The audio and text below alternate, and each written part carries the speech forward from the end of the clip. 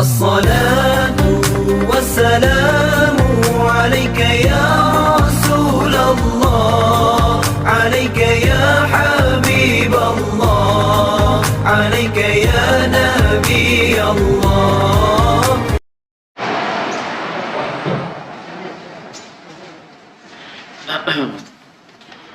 أعوذ بالله من الشيطان الرجيم. بسم الله الرحمن الرحيم. السلام عليكم ورحمة الله تعالى وبركاته. الحمد لله رب العالمين، وصلى الله على سيدنا محمد وعلى آله وصحبه الطيبين الطاهرين. اللهم علمنا ما جهلنا وذكرنا ما نسينا وزدنا علما ونعوذ بك من حال أهل النار ولا حول ولا قوة إلا بالله العلي العظيم. أذكركم وأذكر نفسي بإخلاص نية لله تبارك وتعالى ولا حول ولا قوة إلا بالله العلي العظيم. أذكركم وأذكر نفسي بإخلاص نية لله تبارك وتعالى. Tuan-tuan, saya ingatkan hadirin muslimin muslimat yang dirahmati oleh Allah Subhanahu wa taala untuk hadir majlis ilmu ini dengan niat yang ikhlas kerana Allah Subhanahu wa taala, dan juga dengan niat untuk beriktikaf di dalam masjid yang mulia ini. Tuan-tuan, insya-Allah pada malam ini merupakan malam pertama sebetulnya setelah tamatnya Ramadan. Pertemuan kita di bulan Ramadan sebetulnya sebelum ini dalam satu kuliah di Ramadan hari Jumaat hari itu membawa kepada kuliah pada malam inilah. Dan insya-Allah pada malam ini kita akan mulakan pengajian secara berkitab. Dan kitab yang dipilih ialah kitab Aujazu Al-Mukhtasarat. Kitab Aujaz maknanya yang paling ringkas bagi ringkasan kitab. Maknanya ulama yang ringkaskan kitab ni paling ringkas sekali. Nah, maknanya sekira-kira ilmu apa ni yang paling ringkas sekali ni? Fi ilmil hali ala madhhab as-sadat asy-syafi'iyyah. Yani pada menyatakan ilmu yang wajib segera belajar mengikut perbahasan mazhab Syafi'iyah, ulama kita dalam mazhab Syafi'i. Kitab ini merangkumi perbahasan dalam 3 bidang ilmu yang besar yang wajib dipelajari bagi setiap orang mukallaf. Merangkumi akidahnya di awal kitab, dan di tengahnya membahaskan tentang fiqh, dan di akhir kitab ini membahaskan tentang fiqh itu merangkumi salat, zakat, puasa, haji dan seterusnya babul muamalat. And then di akhir kitab itu tentang tasawuf yang merangkumi bab pada menyatakan kewajiban hati, dan juga tentang mewaspadai kita daripada dosa-dosa yang dilakukan oleh hati serta anggota yang 7. Yang dilakukan oleh anggota yang 7.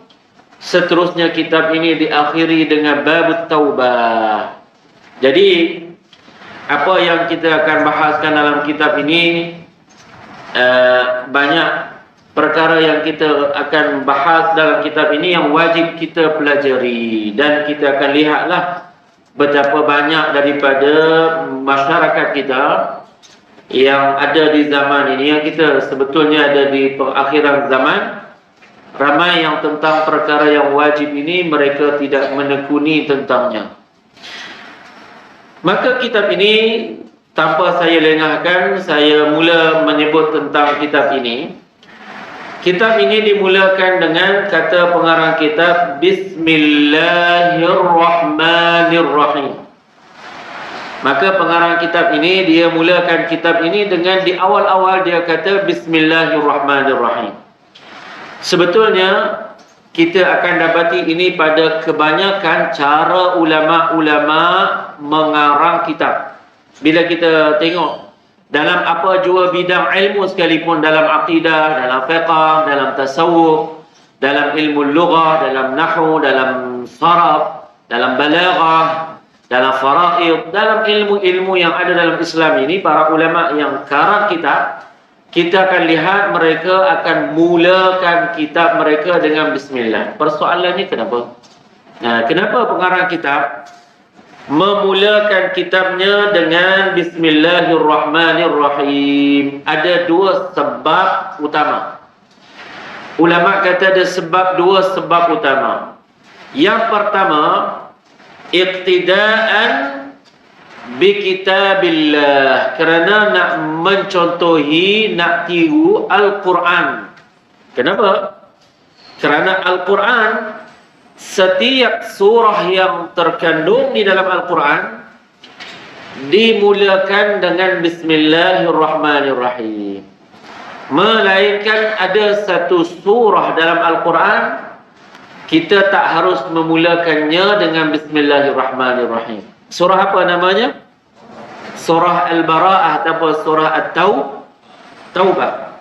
Maka macam mana kita baca surah ini di awal, di kepala ayat? Maka kita baca a'udzu billahi minasyaitonir rajim, and then setelah itu kita mulakan dengan ayat tanpa baca bismillah. Kita sebut bara'atum minallah dan seterusnya. Ini kalau di kepala ayat. Tapi kalau kita di wasatihi, di pertengahan surah ini, pertengahan surah, boleh kita mulakan dengan bismillah, dengan basmalah, boleh. Tidak haram untuk kita mulakan dengan basmalah. Tapi seluruh surah-surah melainkan surah Al-Bara'ah ini dimulakan dengan basmalah. So basmalah itu ringkasan nama bagi bacaan Bismillahirrahmanirrahim.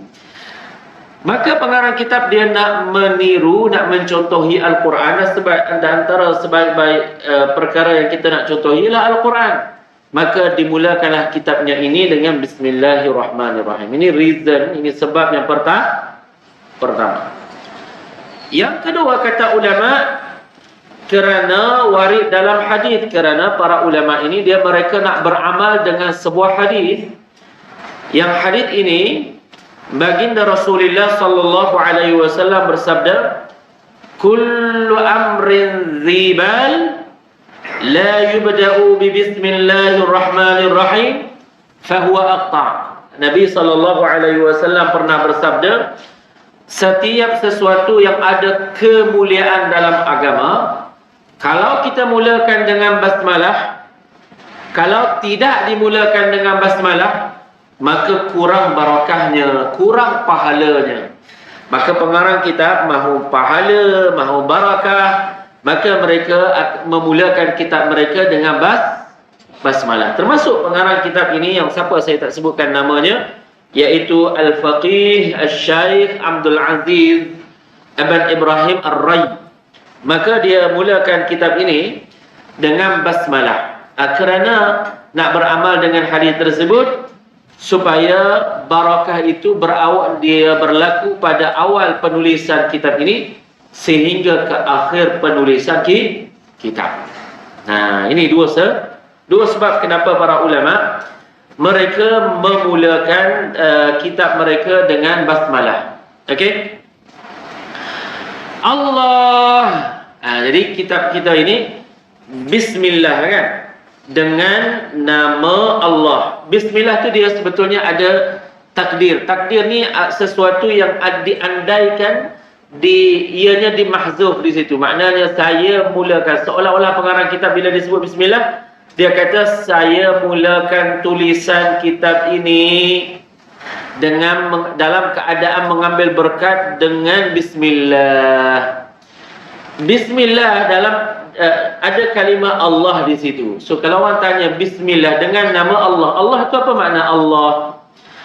Allah kata ulama alamun li dzatil muqaddas al-mustahiq lil ibadah, al-mustahiq li nihayati ta'zim. Maknanya apa? Nama yang khas bagi zat yang disucikan, yang ditundukkan kepadanya dengan setinggi-tinggi ketundukan, yakni yang disembah dengan sebenar-benarnya, itulah Allah. So itu makna Allah. Allah itu nama khas bagi zat yang maha suci. Maka oleh kerana nama ini nama khas, boleh tak namakan nama ini pada selain Allah? Tak boleh. Boleh tak namakan nama ini kepada anak, kalau dia ada anak, dia nak namakan anak dia dengan nama Allah? Tak boleh.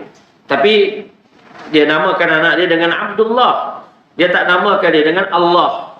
Haram menamakan anak dia dengan Allah.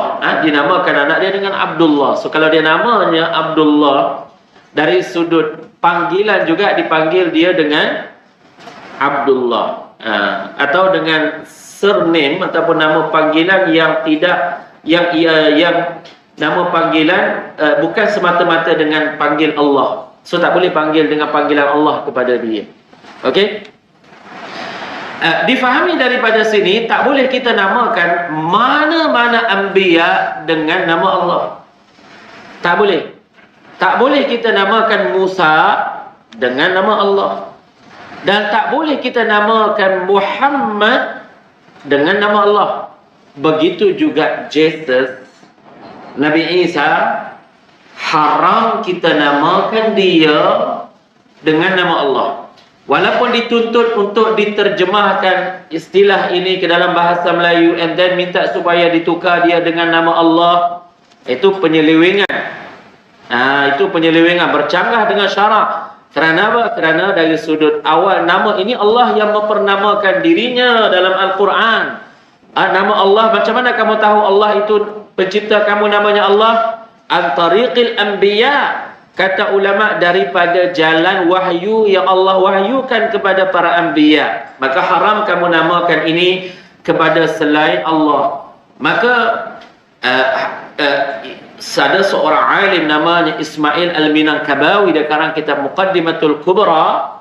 Maka dia sebut dalam kitab dia, haram menamakan selain Allah dengan nama Allah. Tak boleh kita namakan dengan namanya. Walaupun dituntut oleh sebahagian orang non-Muslim untuk namakan Jesus dalam Bible dengan namanya, haram, diperkenankan perkara tersebut.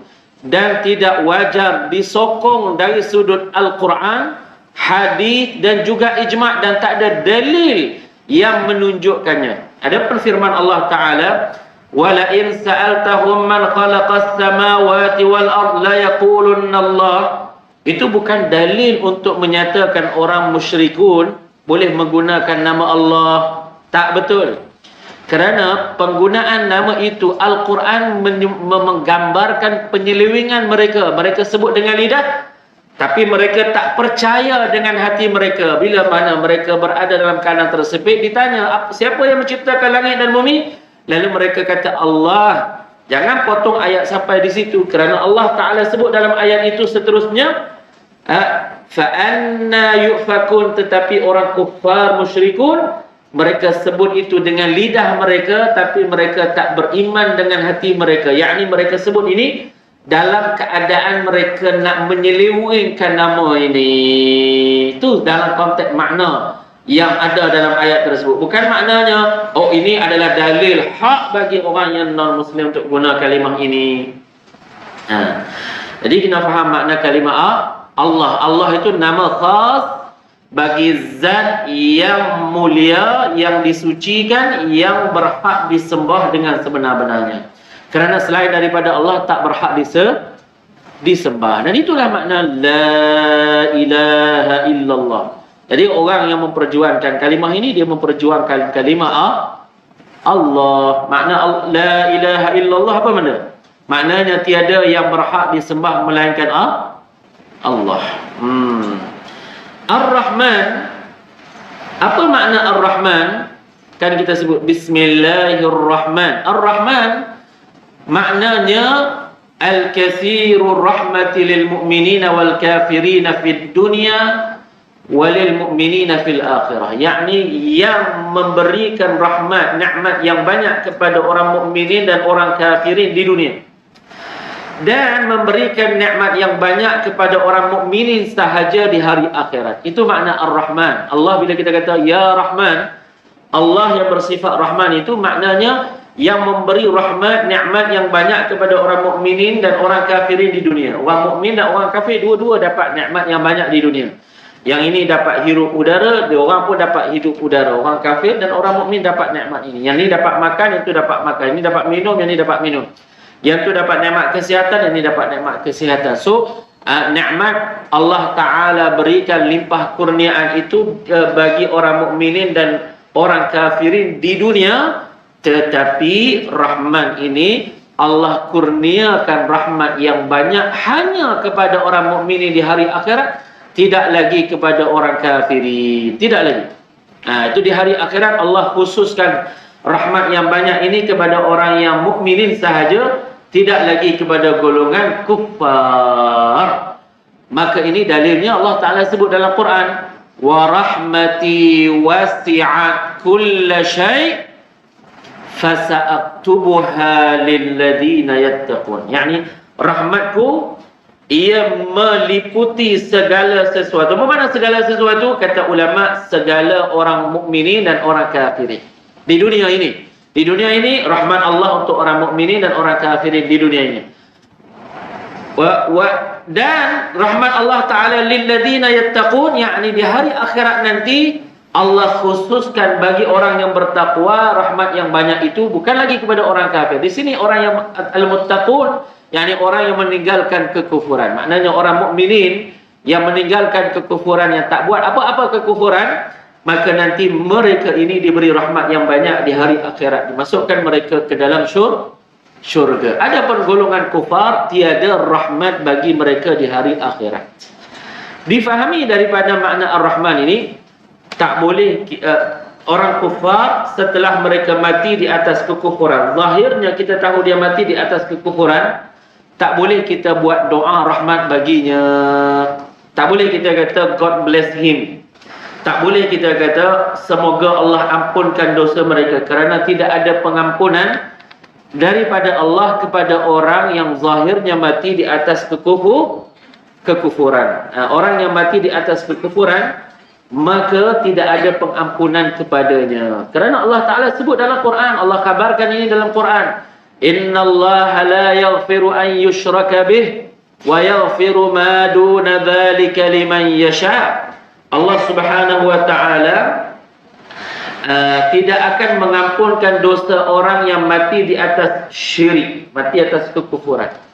Tapi Allah Ta'ala mengampunkan dosa orang yang mati di atas dosa yang tak sampai ke tahap kufur. Dosa kecil atau dosa besar, kepada orang yang Allah Subhanahu wa Ta'ala kehendaki. Maka hadirin muslimin muslimat yang dirahmati oleh Allah Subhanahu wa Ta'ala, ini antara dalil yang menunjukkan bahawa kalau orang tu dia mati di atas kekufuran, tak boleh kita doakan rahmat dalam bahasa Melayu ke, bahasa Arab ke, English ke, doa rahmat baginya. Tapi atas dunia kalau kita doakan kepadanya, dia dapat petunjuk, dia sihat, doa yang tak bercanggah dengan syarak, boleh. Atau dia dah meninggal dunia, kita nak buat takziah, tapi doa kita itu, doa ataupun ucapan takziah kita itu bagi orang yang ahli waris yang kafir, jiran kita mungkin meninggal dunia, tapi dengan ucapan yang tak bercanggah dengan syarak. Saya contoh, moga keluarga kamu sihat selalu, moga kamu ini diberi kesihatan, moga kamu ini akan dapat jalan yang sebaik-baik jalan, saya contohkan. Semoga kamu diberi bimbingan dan panduan dalam kehidupan kamu nanti. Maka perkara-perkara yang kamu buat doa yang ia tidak bercanggah dengan syarak, itu boleh. Tapi bukan buat doa keampunan yang ia bercanggah dengan syarak. Seolah-olah orang yang buat doa keampunan ini dia mengatakan, ya Allah, kamu telah sebut dalam Quran bahawa kamu tidak mengampunkan dosa orang kafir, tak beri rahmat kepadanya setelah dia mati di atas kafir, dia tak sempat peluk Islam. Maka sekarang ini dustakan dirimu, saya buat doa, kamu ampunkan dosanya. Maka ini mendustakan syarak. Mendustakan syarak itu tak boleh. So doa bercanggah dengan syarak tak boleh kita buat. Antaranya inilah, bila seorang kafir, dia artis ke apa yang kafir, kita tahu dia mati dalam keadaan kafir, maka tak boleh seseorang itu dia buat doa keampunan ataupun rahmat baginya. Itu doa bercanggah dengan syarak, bertentangan dengan makna ayat. Bukan ayat tu je, dalam ayat-ayat yang banyak lagi. Antara lain Allah berfirman, innal ladzina kafaru wa saddu an sabilillah thumma matu wa hum kuffar falan yaghfirallahu lahum. Orang-orang yang kafir, mereka yang kafir itu mereka yang menyikat orang daripada peluk Islam, bila mereka mati dalam keadaan mereka kafir, Allah tidak mengampuni sekali-kali selama-lama. Lan yaghfirallahu makna tidak ada pengampunan selama-lama kepada mereka, dan ini mereka di hari kiamat dimasukkan ke dalam neraka selama-lama. Di atas dunia ada peluang lagi dia peluk Islam. Kalau kita buat doa dia dapat petunjuk, itu boleh. Dia dapat bimbingan, dia boleh. Tapi bila dia dah mati dalam keadaan kafir, maka tak boleh buat doa pengampunan dan doa rahmat kepadanya, kerana pada doa macam itu bercanggah dengan makna Al-Quran dan makna hadis Rasulullah. Itu makna Ar-Rahman yang kita belajar di sini, makna Ar-Rahman. Ar-Rahim, tapi Ar-Rahman tu nama khas bagi Allah. Artinya kita kalau nak namakan anak kita, kita namakan dia dengan Abdur Rahman. Tak boleh namakan Rahman semata-mata. Orang dulu, sebahagian daripada mereka tak cermat dalam meletakkan nama yang khas ini. Ar-Rahman ni nama khas. Disebut oleh ulama, Asmaul Husna tu ada sebahagiannya hanya dinamakan kepada Allah, sebahagiannya tak nama khas. Jadi antara nama khas Allah, saya dah sebutkan tadi. Yang keduanya Ar-Rahman. So Ar-Rahman ni nama khas yang tak boleh kita namakan selain Allah. Tak boleh. So kalau kita nak namakan anak kita, kita namakan Abdur Rahman. Dan apabila kita panggil dia, kita panggil dia Abdur Rahman. Jangan panggil dia Rahman je. Kawan kita namanya Abdur Rahman, kita panggil Rahman je. Tak. Kita namakan dia dengan Abdur Rahman. Sama ada dengan alif lam pun kita tak boleh kata Ar-Rahman kepadanya. Kita tanpa alif lam, kita kata Rahman pun tak boleh kepadanya. Ini kerana nama itu nama khas bagi Allah Ta'ala. Juga antara nama khas ialah Dzul Jalali wal Ikram. Itu nama khas bagi Allah. Tak boleh kita namakan seseorang dengan nama Dzul Jalali wal Ikram. Antara lain ialah nama Al-Khaliq, pencipta. Itu tak boleh juga kita namakan kepada selain Allah. Antaranya lagi ialah nama Al-Muhyi wal Mumit, yang maha menghidupkan dan yang maha mematikan. Ini kita hanya namakan ini kepada nama Allah. Adapun nama Malik, kita boleh namakan kepada selain Allah, walaupun kita tak letak di depan dia Abdul Malik, boleh. Sebab itu bukan nama khas bagi Allah. Dinamakan kepada Allah dan dinamakan kepada yang lain. Rauf, boleh kita namakan seseorang hanya Rauf tanpa Abdur Rauf. Boleh. Kerana Rauf itu nama Allah tapi ia bukan khas.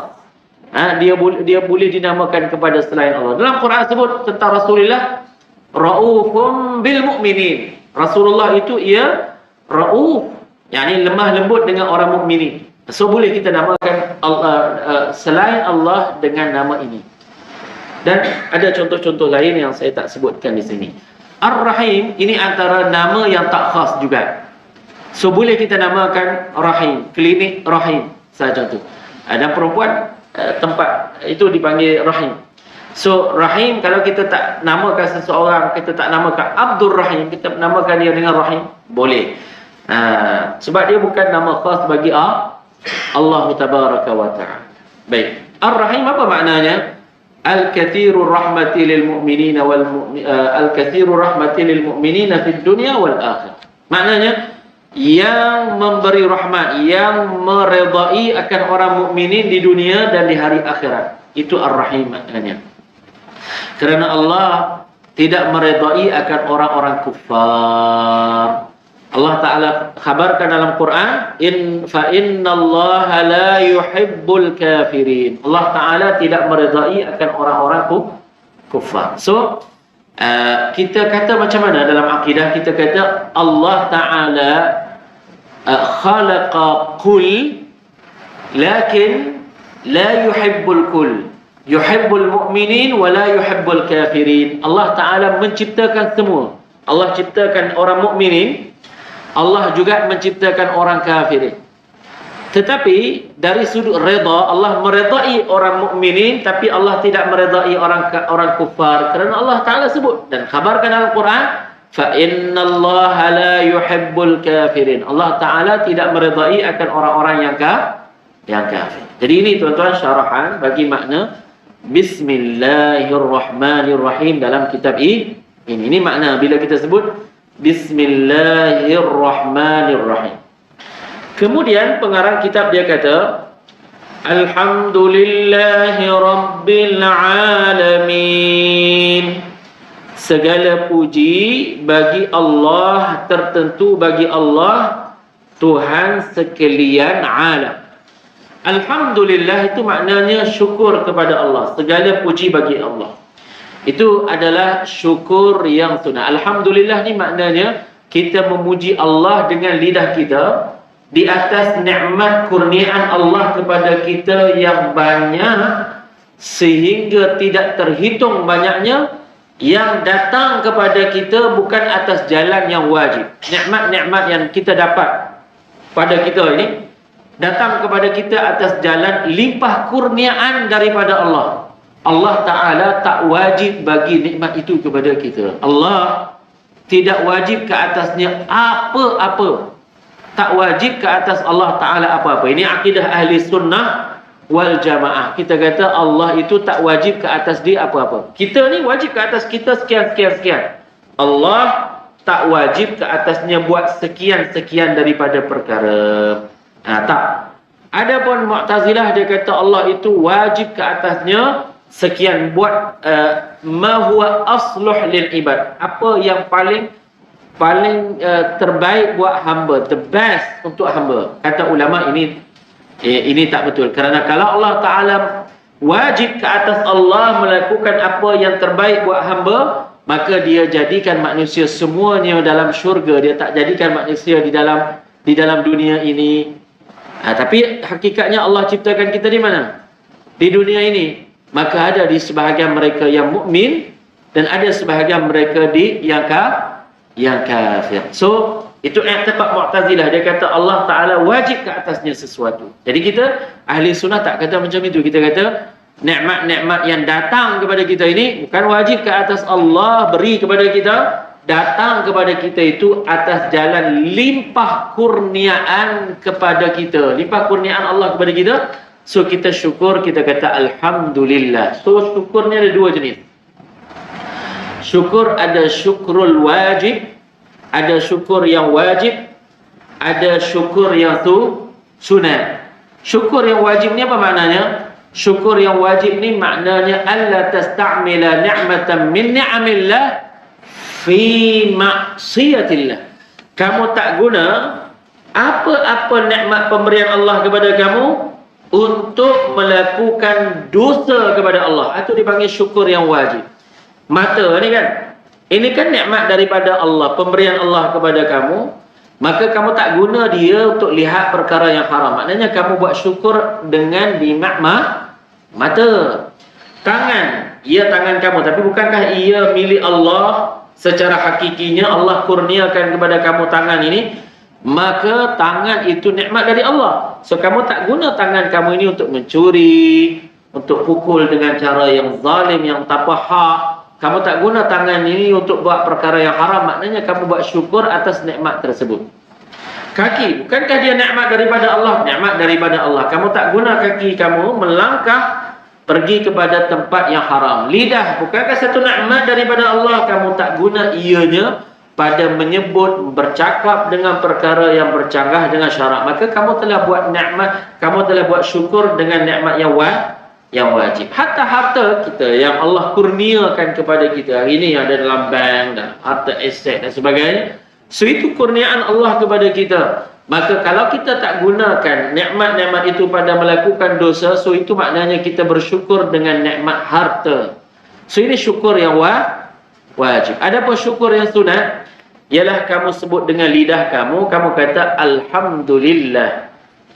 Syukur kepada Allah itu syukur yang sunat. Bila orang itu dia dah jadi sebati dan terlatih jadi darah dan daging syukurnya, sehingga setiap nikmat-nikmat itu dia dahulu dia akan syukur kepada Allah Ta'ala, hatta nikmat nafas. Jadi setiap apa yang dia hatta dia dapat sebut alhamdulillah, itu pun nikmat. Lalu untuk mensyukuri nikmat dia sebut alhamdulillah, dia kata alhamdulillah. Kerana itu satu nikmat daripada Allah. So ini dia dah jadi sebati dengannya. Ini kata ulama, orang yang sampai marhalah ini dia jadi awliya. Dan Allah Ta'ala sebut ini sedikit orang yang sampai ke darajat itu. Wa qalilun min ibadiya syakur, dan sedikit daripada hambaku yang sampai peringkat yang paling bersyukur. Ini yang syukur yang sedikit di kalangan awliya yang mereka ini. Subhanallah. Kemudian segala puji bagi Allah Rabbil Alamin, Tuhan yang memiliki sekalian alam. Baik, alam ini kalimah alamin itu plural daripada kalimah singular dia ialah alam. So apa makna alam? Kata ulama, alam maknanya kullu ma siwallah. Selain Allah kita panggil dia alam. Selain Allah panggil alam. Saya, orang panggil alam. Kamu, orang panggil alam. Kipas, kita panggil alam. Pokok, kita panggil alam. Bukit, kita panggil alam. Langit, bumi. Dan selain Allah, kita namakan itu dengan alam. Jadi kan di sini kenapa Allah Ta'ala, kenapa alam itu dinamakan dia dengan alam? Kenapa alam itu dinamakan dia dengan alam? Kata ulama, dinamakan alam itu dengan alam li'annahu alamatun tadullu ala wujudillah, kerana ia adalah salah satu tanda yang menunjukkan akan kewujudan Allah. Jadi alam ini ia menjadi tanda akan kewujudan Allah. Kalau kita tengok ada satu tulisan, bukankah tulisan itu menunjukkan adanya penulis? Kita yakin tak bila kita tengok tulisan bahawa pasti ada yang menulisnya? Kita yakin. Kerana kita tak boleh terima, kalau akal kita sihat, akal kita tak boleh terima seorang yang dakwa tulisan ada tanpa ada penulis. Kita tak boleh terima. Bagi orang yang ada akal yang sihat, dia tak boleh terima. Sebagaimana kita tak boleh terima kalau ada orang kata itu bangunan tak dibina oleh sesiapa, tiba-tiba tahun 1995 tong dia jadi dengan ada begitu. Tak boleh terima. Akal yang sihat katakan, dia kata dia claim, oh tu KLCC itu memang dia tiba-tiba datang tahun sekian-sekian, dia pun tiba-tiba pun ada begitu. Terima tak kita? Tak terima. Akal kita tak terima adanya satu bangunan tanpa banat, tanpa orang yang bina. Maka macam itu jugalah. Dalam bab yang lebih utama, kita tak boleh terima adanya alam yang terdiri daripada langit, bumi, sungai, laut, daratan dan lautan. Adanya semuanya ini tanpa ada baginya pencipta baginya, yang ia tak seperti makhluknya, yang ia namanya Allah. Maka kata ulama, kullu fi'lin la budda min fa'ilin. Ini kaedah dalam ilmu tauhid. Apa dia? Setiap perbuatan itu ia ada yang buat. Ada satu ketika dahulu dalam sejarah lah, Imam Abu Hanifah, di zaman Imam Abu Hanifah ada seorang yang dahri. Dahri ini orang yang etis, yang tak percaya tentang kewujudan Allah. Dia mahu debate dengan ulama, orang yang bijaksana, untuk dia minta dikalahkan supaya patahkan dia. Dia nak sesatkan orang dan nak pengaruhi bahawa tidak ada pencipta bagi dunia ini, bagi alam. Maka dia telah cabar Sultan pada ketika itu. Maka Sultan tanya, siapa yang kita boleh kemukakan untuk lawan Dahri ni? Ini etis, seorang yang etis, yang menafikan kewujudan Allah. Dia tak percaya adanya Allah. Hari ini gerakan ini kita panggil gerakan Karl Marx. Yang gerakan apa, Marxism yang diketuai oleh Karl Marx. Dulu juga kita sebut dengan gerakan komunis. Golongan ini menafikan tentang adanya Tuhan. Dan hari ini tuan-tuan, gerakan ini masuk dalam universiti. Anak-anak kita yang tak mengaji fardu ain, tak datang masjid ni, banyaknya baca buku, and then ada orang-orang yang lecturer yang baca buku sendiri, and then dia pengaruhi, jadi dia etis. Maka hari ini anak-anak sebahagian daripada universiti, setengah laporan akhbar jadi etis. Subhanallah. Jadi saya sebut sikit tentang kisah ini, kemudian kena azan.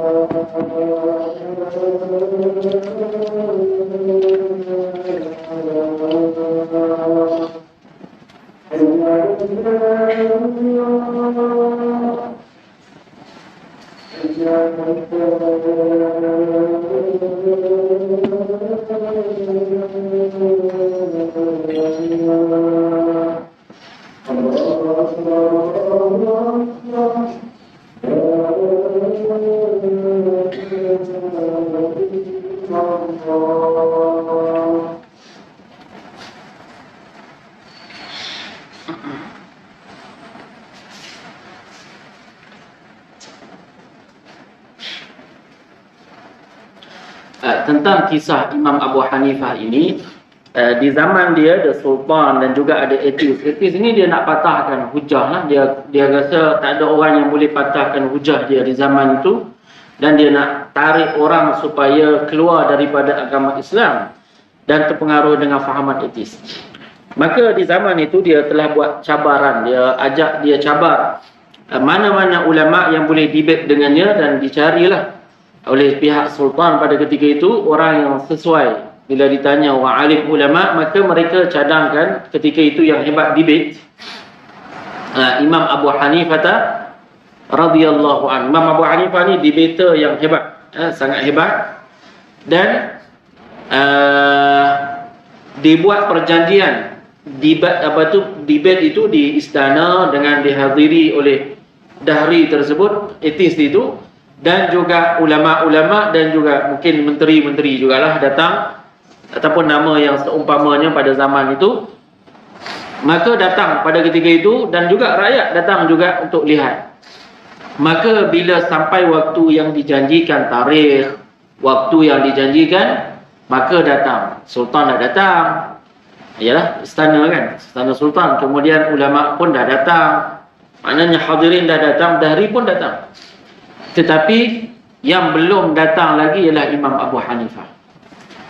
So mereka punya tunggu-tunggu lama, tunggu-tunggu tak datang. So mereka tunggu tak datang. Jadi boleh dikatakan akhiran lama sangat, sehingga jemu mereka tunggu tak datang Imam Abu Hanifah. Maka akhirnya Imam Abu Hanifah sampai.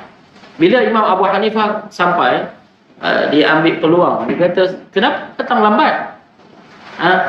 Ini ke ulama yang ulama Islam?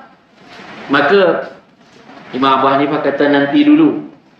saya ceritakan. Imam Abu Hanifah kata nanti dulu saya ceritakan.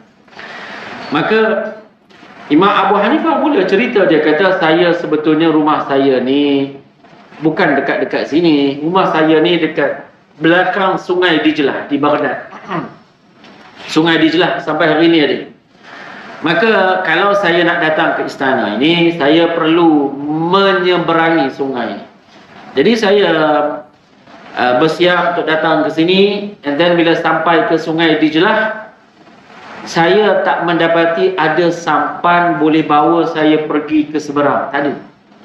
Cuma yang saya dapati ketika ini ialah perahu yang rosak, yang reput, yang patah, yang tak boleh dinaiki.